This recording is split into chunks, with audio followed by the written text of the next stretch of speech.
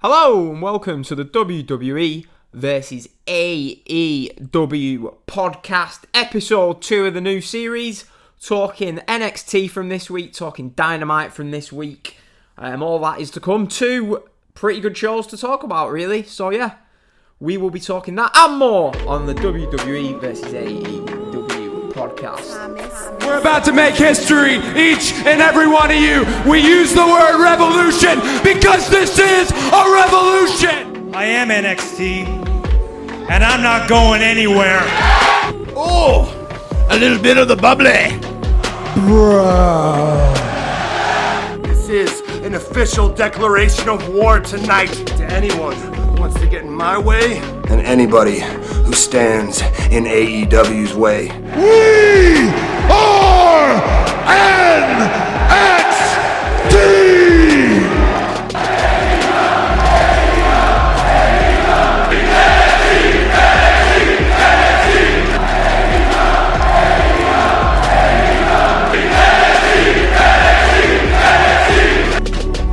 This is what you call a paradigm shift.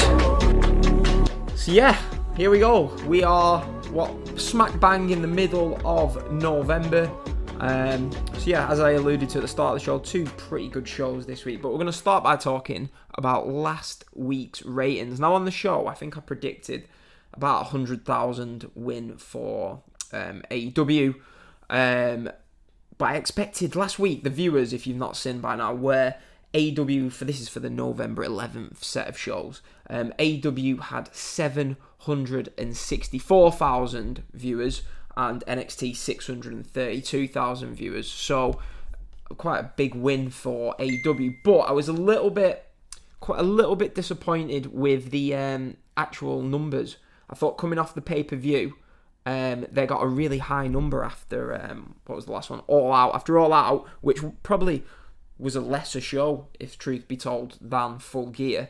They did get a big number coming off that, but obviously we alluded to last week, there wasn't the big stars wrestling on the show. There was no Kenny Omega, no Young Bucks, no Hangman Page wrestling on the show last week. And as for NXT, 632,000 was a bad number.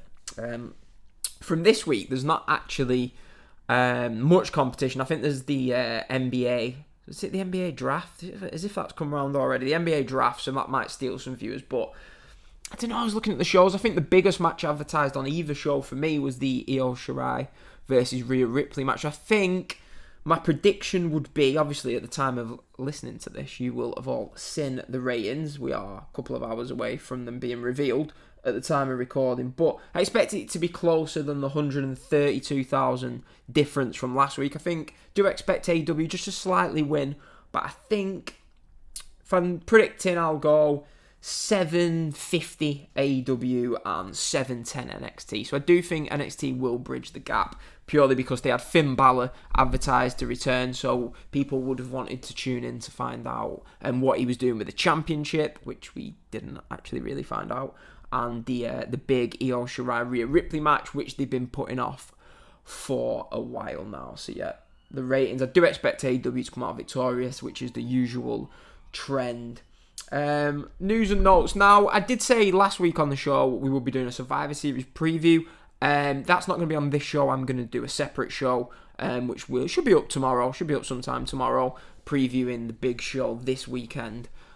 Survivor Series. Usually it'd be previewing War Games as well, but as you might have seen, assuming you watched NXT this week, they are doing War Games on Sunday, December the 6th, not on Survivor Series weekend, which they've done in the past. But yeah, it seems to be the trend, doesn't it, going forward, that NXT takeovers on the same weekend as the WWE pay-per-views. I mean, although I did like, for someone like me who likes to go out on a weekend, it does help not having a Saturday night and a Sunday night pay-per-view. So yeah, I'd sooner spread it out. It's good, isn't it, having a bit of wrestling to look forward to on the weekend. So I'm someone, people complain about too many pay-per-views. I'm someone who, if there's a wrestling pay-per-view on at the weekend, great. Last weekend, do you know what I mean? There wasn't like a big wrestling event. I'm sat here in the UK in lockdown thinking, all the times I've been out this summer, every weekend, there's been a big wrestling show, it seems like every week on. And then it comes to this lockdown, there's no football on, it's international weekend, which barely counts as football. No football. And the only thing we had was the Impact pay-per-view, which didn't bother watching. I was going to actually download that show, but woke up, logged into Twitter like an idiot, didn't realise I followed Impact, and basically every result was spoiled. And I sort of saw they had nobody in the audience. And I have no intention whatsoever of ever watching an empty arena match again, unless it's Walter versus Ilya Dragunov, but that's a completely different story. Some other news and notes coming out from, obviously the big story from WWE has been the Zelina Vega release. I know it's not too much to do with either of the shows tonight, but she was on NXT, so we can claim that. So as you all know, before Friday on SmackDown, WWE released her. I woke up Saturday morning to Twitter in meltdown about this. I think pretty much everything's been said on other podcasts about this. It was, WWE didn't really have a choice if she refused to delete her OnlyFans, if they didn't want other people coming out and saying, look, we're keeping our stuff if she's keeping hers. They didn't have a choice, really, but at the same time, you can see why she's doing it. Like I say, she'll get a job with AEW, with Impact, and she'll be able to keep a Twitch and her OnlyFans there, so why not do that? She's sacrificed. She's getting paid for 3 months, isn't she? So she's laughing, really. I was thinking, what could you even do with her on an AEW? And I was floating about the idea to myself, maybe you could have her manage like a Ray. I still feel like Ray Phoenix should be a main eventer, or at least floating around the main event scene on Dynamite and AEW. I can just see having Zelina Vega as his manager, as his mouthpiece. I think that would be a great little act, but obviously, well, I must say Dynamite, they sort of merge back together the Death Triangle, so that won't be happening any time soon. So, we will be getting into both shows momentarily, but I just want to talk, I know it's nothing to do, which is the theme of this show. It's called the WWE versus AEW podcast, but I'm just going to briefly talk about New Japan. Sunday, as I say, I was bemoaning the fact there was no pay-per-view on this weekend.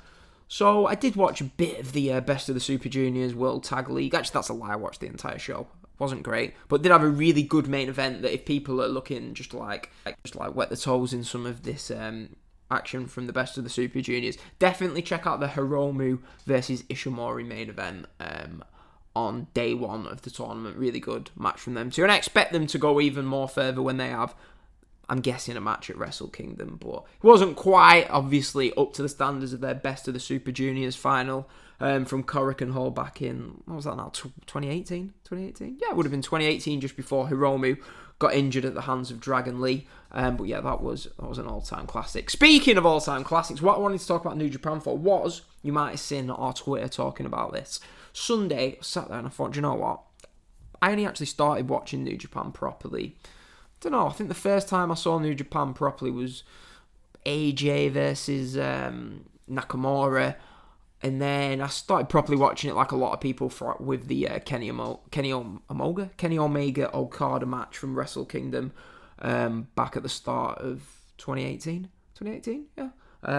So I never actually lived through the Okada Tanahashi feud. I've heard great things about it, I've read a lot about it, and I was sat there and I thought, do you know what?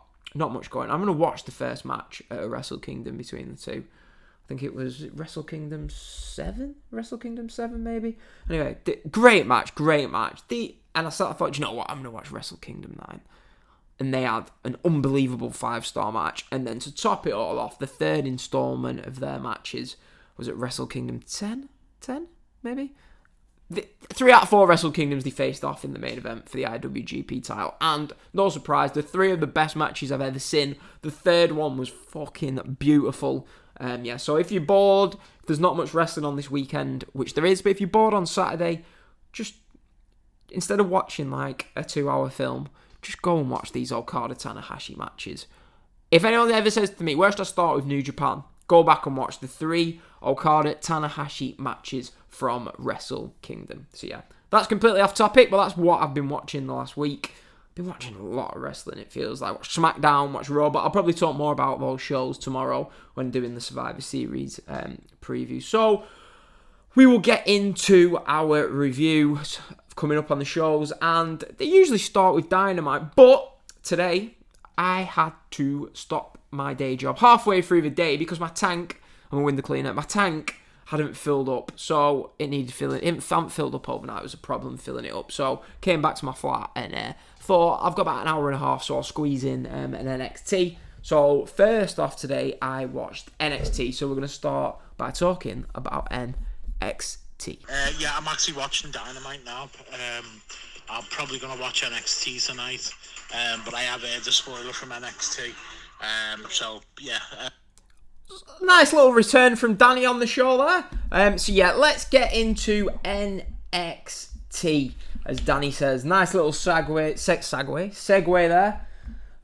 So, yeah, NXT opened up with Johnny Gargano versus Leon Ruff. Leon Rush then for the North American Championship. These two, this was actually a fun little match. I think it was better than last week. Ruff was given a bit more. He looked great in some of the spots. Yeah, I really enjoyed this. He was in and out of the ropes. He was like a young Ray Phoenix, bless him. But yeah, he looked really good in this match. Priest came out and Ruff rolled him up for 2, like the finish from last week. Gargano hits the final beat, and you think that's over, and then bizarrely, Damian Priest pulls Gargano out of the ring at 2, gives Ruff a punch, sorry kid, and Ruff retains via DQ. I hate those finishes in WWE, do you know what I mean? It's just a bit, it is stupid, isn't it, really? But they've established that they're willing to finish matches like that. So I guess if they're trying to go the direction of the triple threat, which we would find out later on in the show, that is the way they're going, then yeah, I'm all up for seeing the triple threat between these three. Ruff did at the end of the match sort of make him look stupid, where he's like flipping him in and out, running away from them.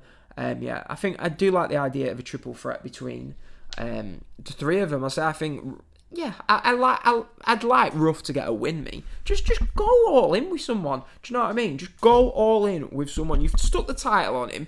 Didn't really get over that much with it, but just have him pinned. No, what, Gargano's not going to lose anything, yeah. It's not like he's ever going to be on the main roster. He's always going to be, do you know what I mean, someone. He's like Ciampa, can take a loss in NXT, can get embarrassed, but he will always be able to be rebuilt and brought back. So people like Ciampa and Gargano can take losses to people you want to heavily push.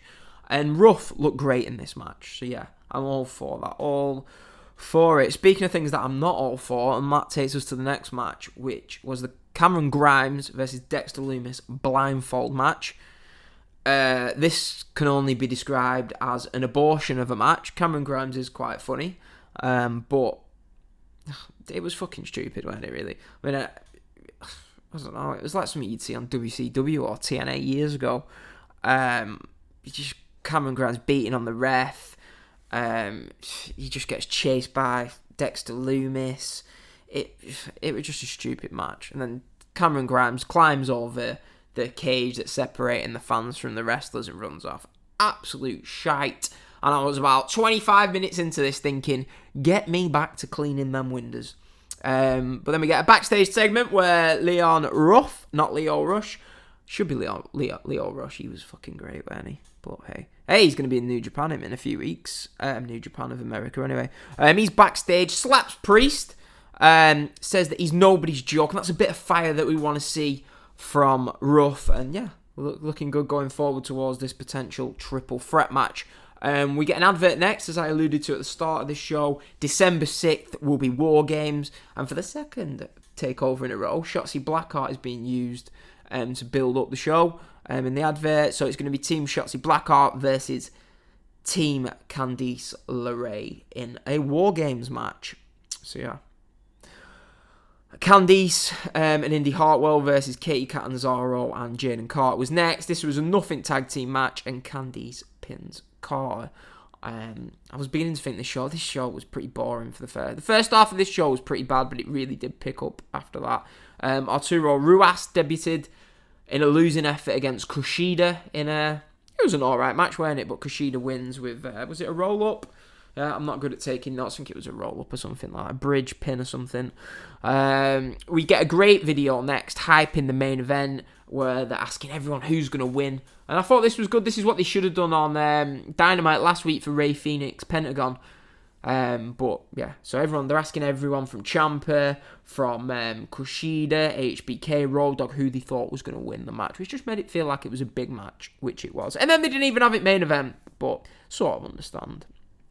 I put actually in my notes, I've got hopefully Rhea loses and goes to Raw to face Asuka and Charlotte for the title. And looks like my notes might have paid off, because by the finish of that match, it looks like, I think she might be going to SmackDown though, but we will see.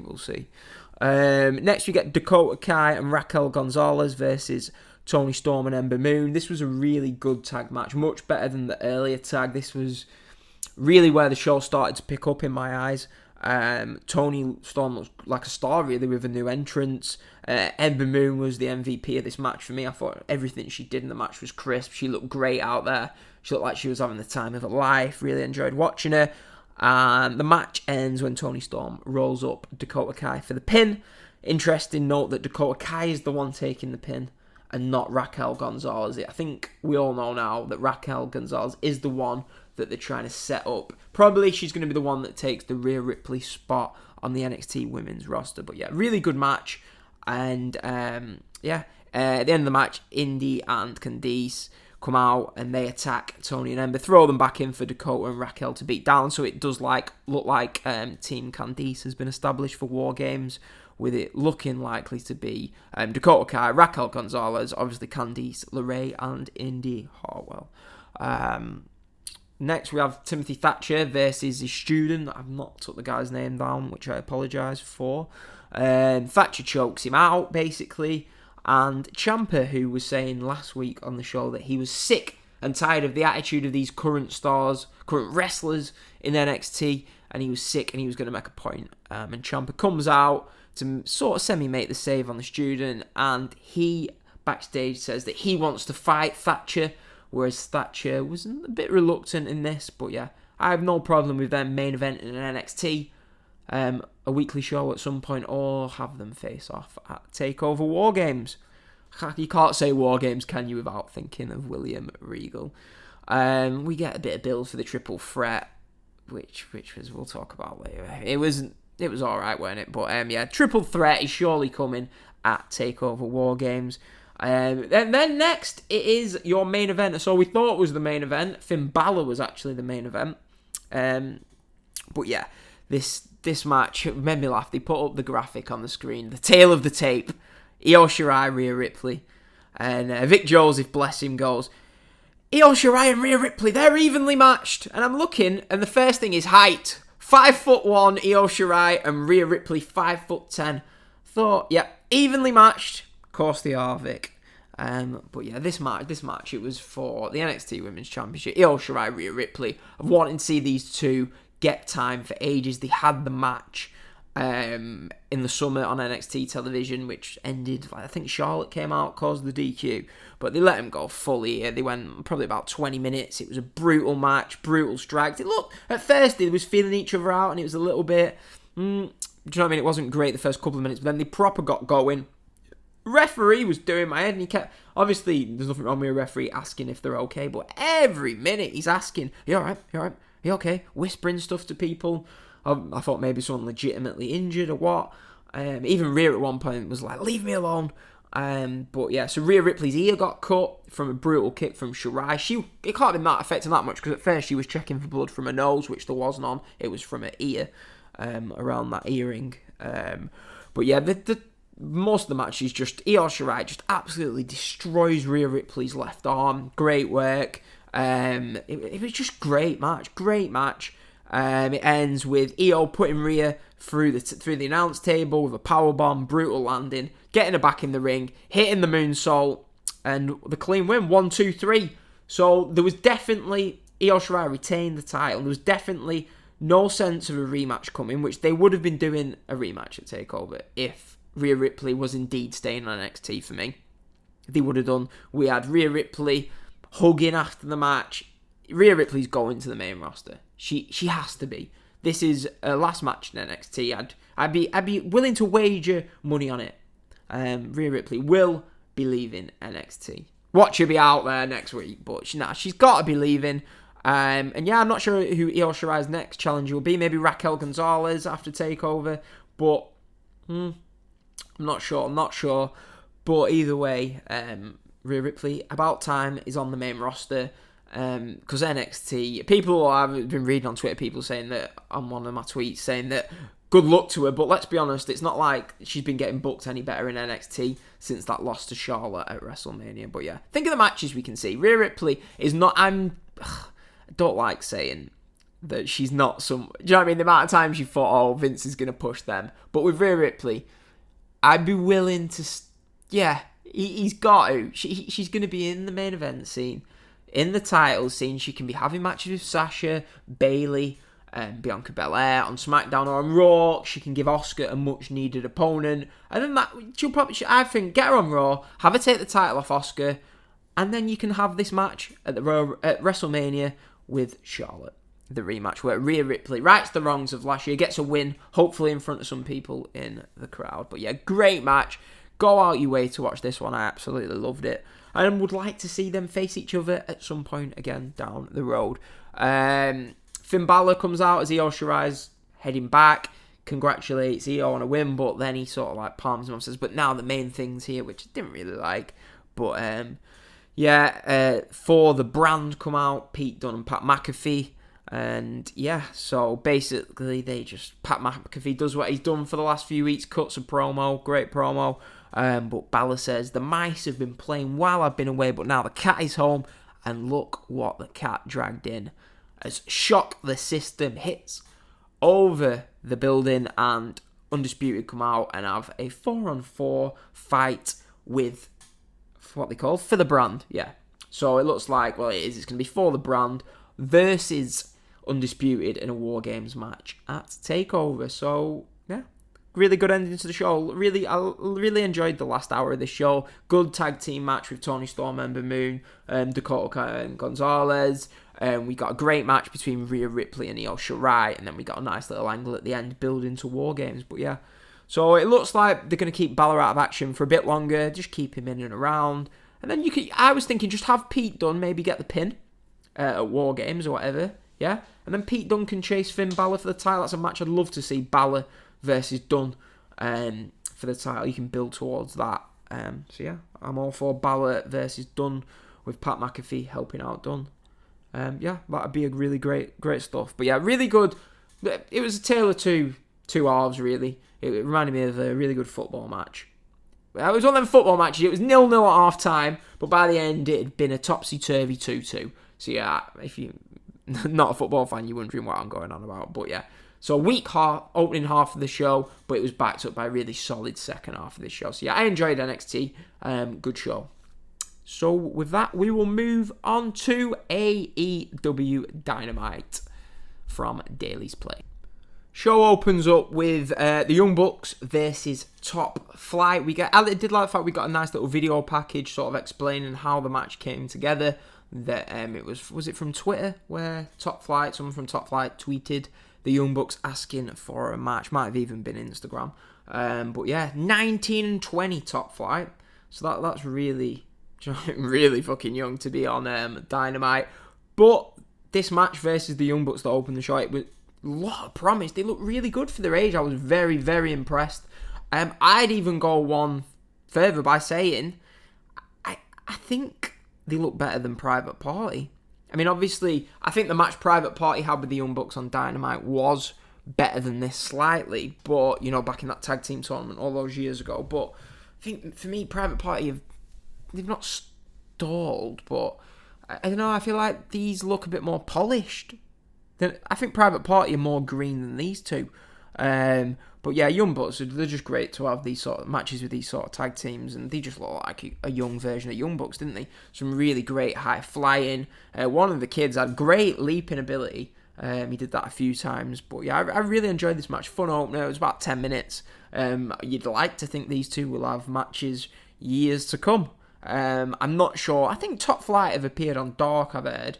I'll be honest, I don't know that much about them. But one thing I would say, get them signed. Get them signed. We don't want another case of Ben Carter. If you're AEW, you don't, where he's like, he kills it on Dark, and then he's snapped up by, it looks like he's snapped up by WWE. So yeah, get these guys in. I mean, I'm not supposed to be biased, which I'm not, but as a tag team, a young tag team, I want to see you in AEW. You're going to get more of a chance in AEW as a young tag team than you are in the WWE, because WWE doesn't really care about tag team wrestling. Let's be honest. But yeah, after the match, the Young Bucks get the win, obviously. Hybrid 2 attack, so it does look like Top Flight are here to stay. Hybrid 2 against Top Flight we'll probably see that on Dark, I'm guessing. Maybe on Dynamite if they're impressed. But I feel a bit sorry, because I think this match would have been helped more with a crowd. It was a really good match. I enjoyed this match. We get one of the 2 video packages of the Inner Circle in Vegas. I was expecting a bit, but it was alright when it was just exactly what you would expect it to do, just showing them basically partying through Vegas. But yeah, we get the next video package was better. This was detailing the revolution of AEW, of the people in AEW. We had Nyla Rose talking about being transgender. We just had it was really good video put together. Basically saying that Hangman Page was like, we're the outcasts of wrestling, talking about how wrestling never had a competitor. WWE haven't had a competitor for 20 years. Cody's saying now WWE have got a 40-year advantage on them. But yeah, this was a really great video. And if you watch this video as like a casual, I'm hoping they air this on maybe like, a basketball game or something. You're going to be drawn to it. It was a great advert, great piece of video. So yeah, they need to get this video out there, because I think it would draw more viewers. But we get another good video package with Moxley cutting an interview, and he's basically just talking about him and his dad told him when he was a kid that they were the good guys, and it was a really strong promo. He was talking about how he's beat down and it hurts him getting out of bed every day. Alluded to Renee Young being pregnant, which I'm sure a lot of people were getting excited about over on Twitter. They're having a kid. I'm sure it's great for them. Congratulations. But yeah, whatever. But yeah, so then we get the graphic. AEW Winter is coming December the 2nd. Great little graphic. And it's Kenny Omega versus Jon Moxley for the AEW World title, which we get the contract signing kind of later on. Next, Orange Cassidy versus Kip Sabian. Not gonna lie, I was bored during this. I feel like Orange Cassidy matches should feel like an event. It was like a special thing, Orange Cassidy wrestling at the start of AEW, but now it's just overexposure. Seems to happen weekly, and it's even worse without a crowd, and I don't need to see it. He should be kept at the very bare minimum while there's no crowd. Even when there is a crowd, the bare minimum, but especially when there's no crowd there. Speaking of no crowd there, flipping out, you've all seen that AEW have been struggling with ticket sales. I thought last week, where's all the crowd? Looked like there was no more than 100 in there this week, and they put a deal up offering 3 weeks of attending the show for $45. I can't work it out, me. Like, I was talking to mate Neil, and we was like, if we were in Jacksonville, we'd be going most weeks. Like, don't know, like people say, there's a pandemic going on, you can't go each week to watch it, but I'm thinking, I go and watch my football team every week. If Preston were playing every week at Deepdale now, I'd be there every week. Yeah, but I don't know. Accrington Stanley could get more each week on than Dynamite are managing in Jacksonville. But hey, back to Orange Cassidy. Yeah, I didn't give a shit about this match. I've just put a tweet up on Twitter, actually, speaking about... I'm listening to Miro on commentary, and I'm thinking... I remember being sat there in the Mercedes-Benz Superdome at WrestleMania 34, and Rusev was the most over guy on that card. Yeah? And I'm thinking, I can't wait till AEW get their hands on him. For the last year, I've been thinking that they will do something with this guy, which they probably will at some point, but the introduction, he's been there for at least 2 months now, and it's been crap. It's been crap on it, let's be honest. And he's wearing my red Adidas shorts as well. But he comes in, attacks Orange Cassidy after the match. And they just need to sort this out. For me, I want to see Miro build up. Have him facing Cody. Get him involved in the TNT Championship picture. Have him facing Kenny Omega, Hangman Page. That's what I want to see. This shit, nobody cares about, no offense, nobody cares about Kip Sabian. People are drastically, for me, losing interest in Orange Cassidy. But yeah, he's stuck in the middle of this. Next, we get the Moxley Omega contract signing, and I did laugh as Kenny Omega's come into the ring, and Justin Roberts says, unlike Jon Moxley, Kenny Omega is a Wrestling Observer Hall of Famer. It's caused a bit of controversy this week with Kenny being inducted into the Wrestling Observer Hall of Fame. I got a bit of abuse. People saying that, oh, if Sting's not in there, why is Kenny Omega? But I don't want to offend anyone, but for me, Kenny Omega's had better matches than Sting. So Kenny Omega, I'm not saying Sting shouldn't be in there, but Kenny Omega has had 2 of the best matches ever. So for me, get him in, but whatever. You know, it's Twitter. People get annoyed on Twitter, don't they? Me included. But yeah, it's basically Kenny comes out. He's dressed full on cleaner mode in his blazer and his shirt with the top buttons undone, black sunglasses. Backstage, we see Moxley, who's been taken out with a bloody nose.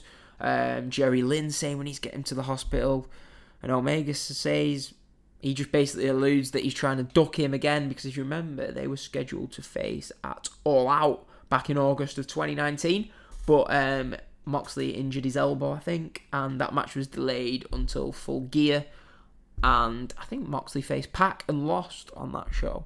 But yeah, and then at the end of it, Omega's trying to sign the contract, and the fucking pen didn't work. I was like, mate, as someone who has to write notes on cards and post it through customers' doors, I feel your pain of pens not working. Hey, I used to work in a bookies. Oh, the amount of pens that wouldn't work when you needed them to. So I feel your pain, Kenneth. We get the final. I was a bit disappointed in some of these. It was a little bit funny, but I was sort of you think Inner Circle hitting Vegas, the things they could do, and it was just them waking up, bit hungover. We had Sammy trying to cut himself. Sammy got married 3 times by the looks of it, tries to cut himself, not in that order. Well, it wasn't much to write home about from this. I'm guessing some of it was funny, but I expected better, but I think I've just got that high standards for AEW. But yeah, it was there. It wasn't as good as it could have been.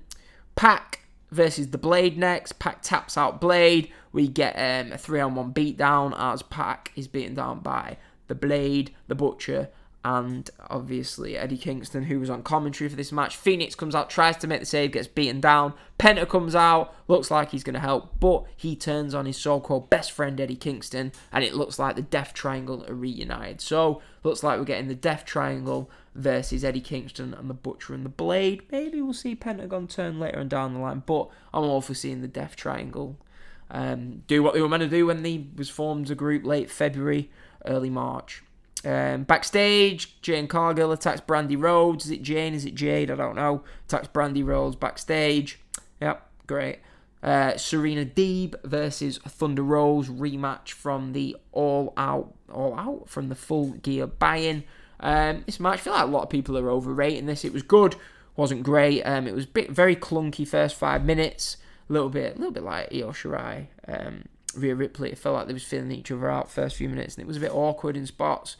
But we get Britt Baker. She comes out, attacks. Well, first is it Reba distracts Thunder Rose, but Britt comes out, attacks her outside the ring. Finally, we're going to get a nice feud for Britt Baker that isn't Big Swole. So Britt Baker, Thunder Rose are going forward. That is something I'm interested in. Serena Deeb retains the NWA Women's title in a decent match. It did get better after Britt Baker came out. It was alright. Thunder Rose attacks Britt Baker post-match, who just happened to be ringside, which was peculiar. But hey, I'm all for a Thunder Rose and Britt Baker feud. Maybe have them square off at Winter is Coming in 2 weeks. We get announced. The matches for next week is Shida versus Anna Jay, now known as 99. Pac and Phoenix versus the Butcher and the Blade. Will Hobbs in action. And Jericho and Hager, if you remember, they said they was going to take the tag team division by storm. Jericho and Hager versus SCU. So I'm thinking that we're going to get the Young Bucks versus Jericho and Hager going forward. Maybe you'll see that at the Bash at the Beach, is it, in January? But I'm definitely expecting to see Jericho and Hager go through tag team week after week before getting to the Young Bucks. Jericho has said himself he likes working with the Bucks. Main event time, Cody and Darby Allin versus Ricky Starks, Brian Cage. This was a really fun TV main event.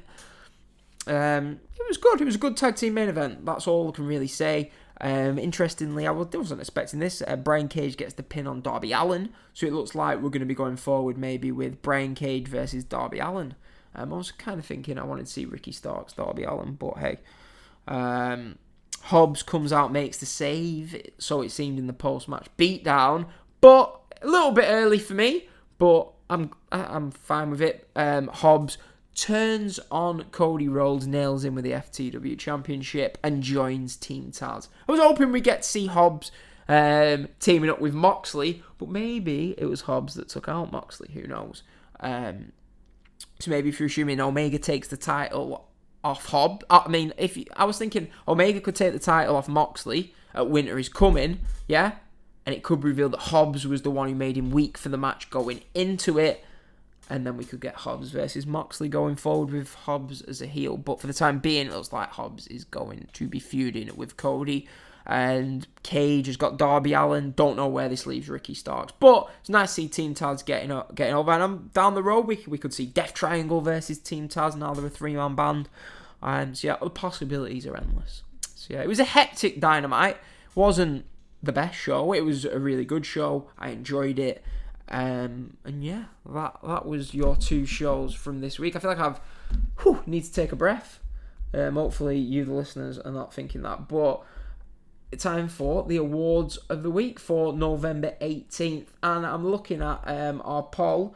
At the moment, who had the better show? We've got 50% Dynamite, 41% NXT, and 9% the draw. So yeah, it was really tight this week, really tight. I'm going to start with the match of the week, which was, for me, undoubtedly Io Shirai versus Rhea Ripley. That was a great match. Honourable mention to the Young Bucks versus Top Flight match as well. But easy decision, Rhea Ripley, Io Shirai, best thing on either show this week. But for me, the better show, I'm going to go with the majority on our poll. I agree. The winner of the week for me, in terms of show quality, was Dynamite. Slightly. I felt like they had an overall... It was a decent to good show the whole way through, whereas NXT had that horrible opening half an hour or so. So yeah, winner of the week is Dynamite for the second week in a row. And match of the week goes to NXT in Io Shirai versus Rhea Ripley. So yeah, that wraps it up for another week. I just want to thank everyone for listening. I was really happy with the viewers and the downloads that we got from last week's show. Plenty more people subscribing on YouTube. Just search us on YouTube, type in WWE versus AEW. Find us on Twitter at WWE versus AEW. Find me on Twitter at Ball, capital B, Daniel. And yeah, subscribe. We're on Apple, we're on Spotify. If you're looking for us, I don't know why we're not on Google Podcasts. I don't know why I'm going to have to look into this. But if you want the show on Google Podcasts, just search in Neutral Wrestling. I have uploaded the show onto that, so you can listen to it on Google Podcasts. I just want to thank everyone. We got a few good reviews for the show last week, and people have been retweeting our stuff. Hope you're enjoying the show. I will be back tomorrow previewing Survivor Series, so look out for that. I'll be back on Monday reviewing the Survivor Series, and then I'll be back next Thursday to review next week's action, as it's technically the go-home show for Winter is Coming, the television special. And yeah, I will speak to you all next week on the WWE versus AEW podcast. Thanks for listening.